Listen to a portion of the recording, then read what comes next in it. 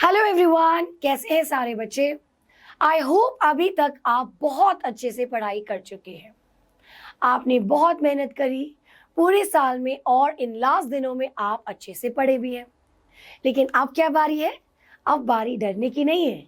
अब बारी है उस मेहनत को आपको फल पाने की, और ये आपको ज़रूर मिलेगा।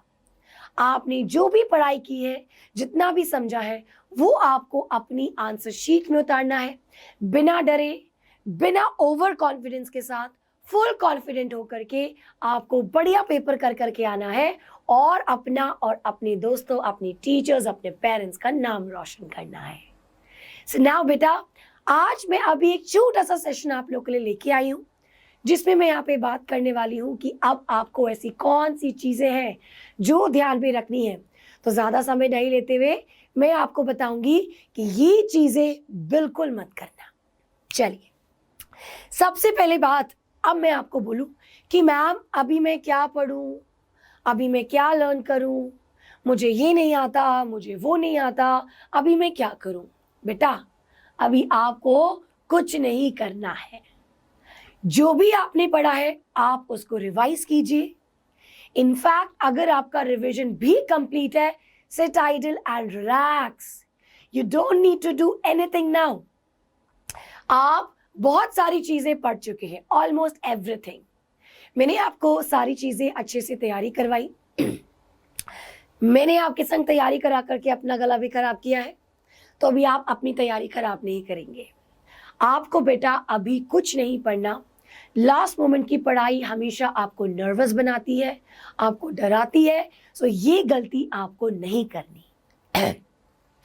दूसरी चीज मैं आपको कहना चाहती हूँ, एग्जाम से पहले आपको जो ध्यान रखना है, सबसे पहली चीज, you have to chill and relax, take a chill pill.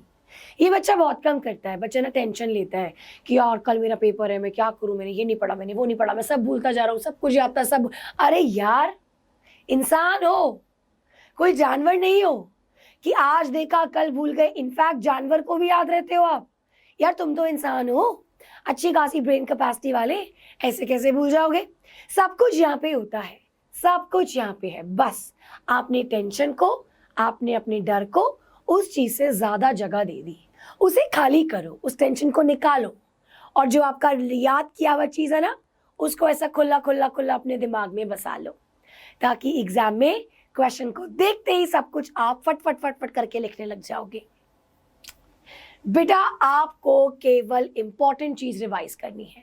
Don't study, don't start a new chapter. अगर आपको लगता है आपका एक चैप्टर नहीं है और आपको बाकी सारी चीजें एकदम ललन टॉप आता है, एकदम टॉप, एकदम बोले तो एकदम जिनटैक फेंटैक तरीके से आता है, then you can try a new thing. जो आपको लगता है कि यार मैंने सब कुछ पढ़ लिया लेकिन ये कॉन्सेप्ट मेरे को समझ में नहीं आता, चलो उसका क्वेश्चन देख लेते हैं। लेकिन अगर सब कुछ है तो ओनली रिवाइज, वो भी केवल इंपॉर्टेंट चीजें, जैसे कोई नंबर्स जो आपको याद नहीं है, कोई फैक्ट्स और फिगर्स, ये सारी चीजों का ध्यान रखना है। बेटा नींद प्रॉपर लेनी है। देखिए, समझिए you are a biology student. ये सब तो ऐसी ही बात है कि हम, वी आर ओनली ह्यूमंस। केवल ह्यूमंस के अंदर सेल्फ कॉन्शियस होता है, डर, पछतावा और गिल्ट और ये सारी चीजें, fear, over confidence, lack of confidence. But at the end our body are working together. हमारा सेंट्रल नर्वस सिस्टम हमारी पूरी बॉडी को सिग्नल्स भेजता है। हमें अपने दिमाग को रिलैक्स करना है, ताकि हमारा दिमाग रिलैक्स होगा तो हम अच्छे से लिख पाए। और हमारा दिमाग रिलैक्स कैसे होगा? अपने माइंड को शांत करके बढ़िया सी प्यारी सी नींद लेनी है। बेटा प्लीज किसी दोस्त से बात नहीं करिएगा। अब ये मत बोले मैम गंदी है, मेरे दोस्तों को मेरे से आपस में लड़ा रही है। देखिए, मैं आपको एक छोटा सा किस्सा बताती हूँ। जब मैंने पढ़ाना शुरू किया था, ये 6-7-8 साल पुरानी बात है, तो बेटा उस टाइम पे मेरे कुछ स्टूडेंट्स थे। तब एक्चुअली मैं पढ़ भी रही थी और पढ़ा भी रही थी, तो I had less number of students. तो मैं आपस में ना उन लोग को बोल देती थी पर्सनली कि यार अभी ना उससे बात करने की ज़रूरत नहीं है। बेमतलब में वो तेरे को बोलेगी कि यार मैंने तो सब पढ़ लिया है, तेरे को टेंशन होगी कामों का, देख तू कर सकती है, मुझे पता है ना। मैं दूसरों से बोलती हूँ यार देखो अभी कोई ज़रूरत नहीं है, कोई हेल्प मांगता है तो कर लो, लेकिन तुम अपने आप से मतलब रखो, अभी अपना पढ़ो, अपना बैठो, किसी के पास किसी को घूमने की ज़रूरत नहीं है, वो तुम्हारा पेपर लिखने नहीं आएगा, पेपर तुम्हें लिखना है। और ये चीज़ें काम करती थी। और उस टाइम पे ना बच्चे बोलते थे बाद में, मैम आप हमें लड़ा रही थी ना, दीदी भी बोलते थे कुछ बच्चे। मैंने कहा नहीं यार, तुम्हें इसका फायदा मिला ना, अभी जो करना है साथ में जो मर्जी करो। द पॉइंट इज बेटा, जब आप अपने दोस्तों से बात करते हैं, दोनों का दिमाग अलग है, दोनों का तरीका अलग है, and you never know who is your true friend और नॉट। एंड इवन इफ कोई अगर सच्चा दोस्त है कि नहीं, अगर कोई सामने से ये कह देता है ना कि मैंने तो सब कुछ कर लिया, तो तुम्हारी बैंड बज जाती है। अगर कोई ये कह देता है कि यार मेरा तो अभी बहुत सारा बचा हुआ है, तो तुम्हारी बैंड बज जाती है। पहले केस में इसलिए बच जाती है, अगर उसने बोल दिया मैंने सब कुछ कर लिया, तो तुम्हें लगता है भाई मैंने तो कुछ किया ही नहीं। अगर वो कहता है मैंने कुछ नहीं पढ़ा, तो तुम्हारी बैंड बच जाती है, क्योंकि तुम छोड़ जाते हो, जो रिवाइज कर रहे हो उसको वहीं रख देते हो। बेटा ऐसा नहीं करना, किसी के आप अभी डिस्कस नहीं करना, अपने आप में रहिए, अपनी पीस ऑफ माइंड में रहिए और अपने आप को स्ट्रांग करिए। Now during the exam you don't have to panic. कभी आपके साथ ऐसा हुआ है आपकी चोरी पकड़ी गई हो, आप कोई चीज कर रहे हो और अचानक से किसी ने आपको देख लिया हो, या मान लो आप झूठ बोल के आए हो घर से और उसके बाद आप उस चीजों को छुपा रहे हो। हम सभी ने कुछ ना कुछ किया होता है, मेरे साथ बहुत बार हुआ है। मैं तोड़फोड़ बहुत मचाती थी, मैं अक्सर ना गिरती रहती हूँ या कुछ ना कुछ तोड़ती रहती हूँ। I don't know why it happens with me, I am very clumsy. और अक्सर बचपन में बड़ी मार पिटती थी। मम्मी ने बोला अरे पूरी पूरी जाम की शीशी गिरा दी, पूरी पूरी अचार की बोतल गिरा दी, लेकिन फिर जल्दी से साफ किया। तो एक बार मुझे याद है, ओवर स्मार्टनेस के चक्कर पे मैंने पूरा गिरा दिया, और मैंने क्या किया, उसको सारा बेड के अंदर जैसे झाड़ू लगा दिया। अब तो मुझे कोई कुछ कर ही नहीं सकता। मैंने क्या, पैनिक करने के ऊपर गलत स्टेप लिया, और उस गलत स्टेप से बाद में बहुत मार पड़ी। क्यों? नीचे चीटी चीटी, पूरी बेड पे चीटी चीटी हो गई। तो अभी क्या हो गए, अभी तो मेरी फिर से बैंड बज गई। सो द पॉइंट इज, आप पैनिक करते समय चीजों को गलत करते हैं, तो आपको पैनिक नहीं करना, एकदम रिलैक्स रहना है। एक चीज समझिए बेटा, आपको सेम टाइम पे ओवर कॉन्फिडेंट भी नहीं होना। आपको दिमाग में ये लाना है कि देखो भाई मैंने इतना पढ़ा है, हे भगवान जितना मैंने पढ़ा है आप बस उसको अच्छे से मेरे दिमाग में बिठाइएगा। जब आपके पास पेपर आएगा, आप उसको एकदम काम होकर के अटेंड कीजिए। क्वेश्चन कुछ एक आध एनालिटिकल भी आ सकता है, तो अगर आता है उसको समझने की कोशिश करो कि क्या पूछा है। वेरी वेरी इंपॉर्टेंट, अगर आपको नहीं लगता उस क्वेश्चन को उस टाइम छोड़ दो और बाकी क्वेश्चन अटेम्प्ट करो, फिर उसको लास्ट में देखेंगे। फिर लास्ट में सोच समझ के जो भी आपने तय किया उसमें लिखो, but at the same time अगर आपको नहीं आ रहा तो फिर भी लिखो, आपको उसे खाली नहीं छोड़ना है। आपको सारे क्वेश्चन अटेम्प्ट करने हैं, ये बहुत जरूरी है, ठीक है। चलिए दूसरी चीज बेटा, अब कुछ ऐसी चीजों की बात करते हैं जो आपके बढ़िया नंबर स्कोर करा सकती है।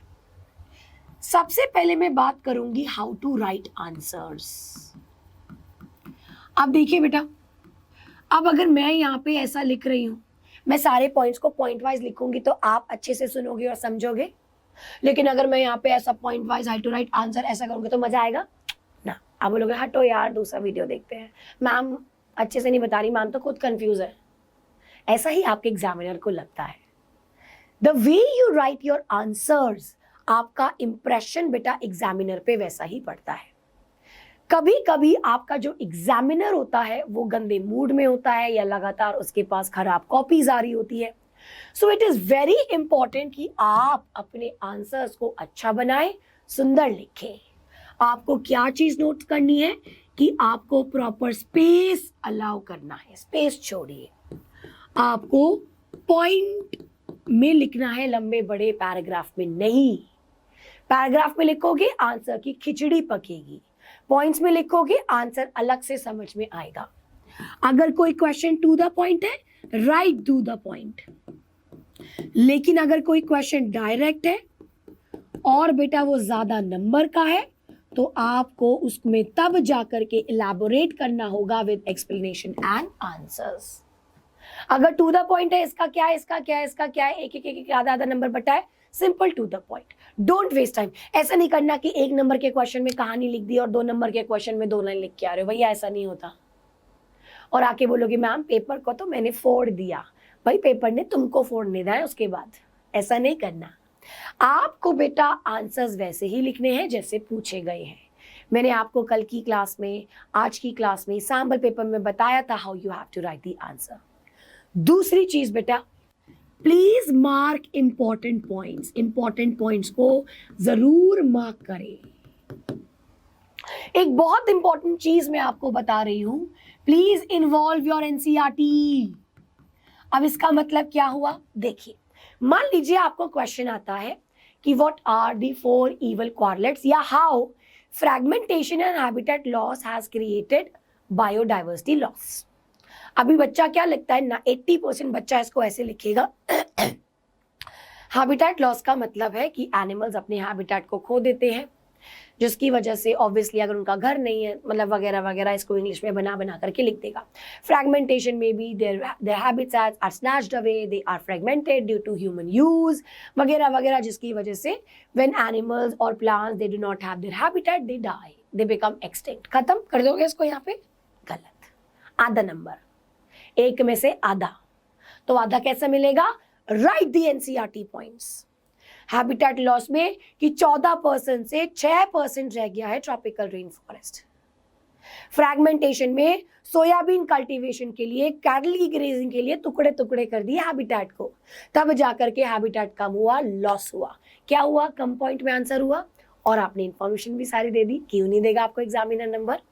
तो इन चीजों का ध्यान रखिएगा प्लीज बेटा। आप कभी सारे चॉइसेस के क्वेश्चंस को अटेम्प्ट ना करें। एक चीट कोड दे देती हूँ, वैसे ये नहीं करना है लेकिन स्टिल, अगर मान लो क्वेश्चन नंबर 1 में आपके पास चॉइस है, आप वही अटेम्प्ट करें जो आपको बढ़िया आता है, बढ़िया जिसमें नंबर आने के ज्यादा चांसेस हैं, ठीक है? दोनों अटेम्प्ट मत करिएगा, उसका नंबर नहीं मिलेगा, एग्जामिनर को गुस्सा आएगा। अच्छे से किया।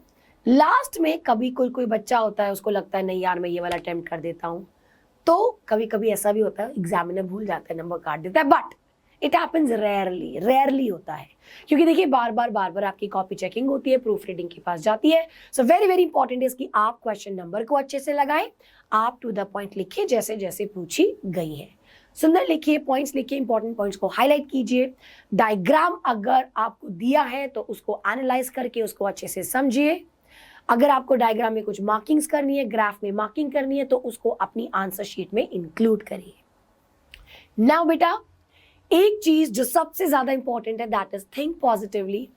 एक चीज बेटा, यहाँ पे मैंने एक चीज लिखी है आपके लिए, मैंने नहीं लिखी, ये मिला है मुझे, बट ये मुझे सही लगा आपके लिए, कि life is only 10% what happens to you, it is 90% how you react to it. आपकी लाइफ में जो भी हो रहा है, आप नहीं पढ़ पाए, आप बीमार हो गए, आपकी लाइफ में फैमिली में कोई भी ऐसी प्रॉब्लम आ गई, अब आपका रिजल्ट जो आएगा, ये सारे रीजन केवल 10% कारण है बेटा। मान लो आपका पेपर जैसा भी जाता है, अच्छा बुरा, और इसकी वजह आप बोलते हो कि मेरे संग ये अच्छा या बुरा हुआ, तो ये केवल 10% है। अगर वो अच्छा हुआ है तो 90% आपकी मेहनत की वजह से हुआ है, और अगर वो बुरा होगा तो 90% आपकी गलत अप्रोच की वजह से होगा। So it is all dependent on you, how you react. So react on every situation very nicely. अभी क्या करना है, ज्यादा प्रेशर नहीं लेना है। कल सुबह क्या करना है, बढ़िया आराम से उठ के बैठना है। एग्जाम में क्या करना है, पैनिक नहीं होना है। एग्जाम के बाद क्या करना है, ज्यादा सफालतू का नहीं सोचना है। Everything is going to be perfect then. Understand this thing, आपको बहुत कुछ आता है, सारा नहीं, but still you know a lot of things. Choices exam में आएंगी, पेपर सभी के लिए सेम होगा, इस चीज को समझो, ठीक है? And the last I would like to say, क्योंकि बहुत से बच्चे मुझे बोलते हैं कि मैम मुझे डर लग रहा है, मैं क्या करूं, मेरा पेपर इतना अच्छा नहीं हुआ, मैं सब कुछ भूल रहा हूं, मुझे डर लग रहा है बहुत ज्यादा, फिजिक्स का पेपर ऐसा हुआ, केमिस्ट्री का ऐसा हुआ, केवल बायो मुझे नंबर दिला सकते, क्या करूं? रिलैक्स, ऐसा रिलैक्स, जैसे अभी वो करता है ना नाना पाटेकर, क्या करता है वो मूवी वेलकम मूवी में, उदय रिलैक्स करवाता है ना अपने आप को। तो क्या करना है, रिलैक्स क्यों करना है? क्योंकि जब हम रिलैक्स होते हैं तो हम अच्छे डिसीजंस ले पाते हैं और हम अच्छे से सोच पाते हैं। एक चीज याद रखिएगा बेटा, there is no illusion greater than fear. Illusion क्या होता है? जो होता ही नहीं है, जो हम इमेजिन करते हैं, which is not there, which is not a fact, it is a fiction, it is what we have created. And fear is one of the most biggest, it is the biggest illusion if I can say for a student. डर बेटा आपकी वो बनाई हुई काल्पनिकता है जो सबसे ज्यादा आपको ही नुकसान पहुंचाएगी. उस कल्पना को छोड़ दीजिए, वो इल्यूजन है, वो सच नहीं है. सच क्या है कि आपकी मम्मी आपको पढ़ते हुए देख रही है. सच क्या है कि आपको आपके पेरेंट्स पे भरोसा है कि उन्होंने आपको अच्छी ट्यूशन लगाई है, आपको अच्छा पढ़ाया है, आप उनके लिए करेंगे. सच क्या है कि आपने मेहनत करी, हो सकता है आप एक एवरेज स्टूडेंट हो बट आपने अपनी लिमिट से ज्यादा मेहनत करी. दैट इज सच, वो ट्रूथ है. और उसके बेस पे आपको नंबर मिलेंगे, ना कि एक ऐसी चीज के बेसिस पे जो है ही नहीं. Don't fear when we are here, when I am here, when you are here, when we are all together. So last time बेटा मैं आप सबसे यही कहना चाहती हूँ, भरोसा रखिए, भरोसा ही सब कुछ दिलाता है. दौलत, प्यार, आपको सफलता, सब कुछ बेटा भरोसा ही दिलाता है. ठीक है, हम मिलेंगे आपके एग्जाम के बाद. आई होप आप एग्जाम बहुत बढ़िया करके आए और मुझे आप पे भरोसा है, आप खुद पे भरोसा रखिए. हम मिलेंगे नेक्स्ट टाइम बेटा. आज के लिए इतना ही.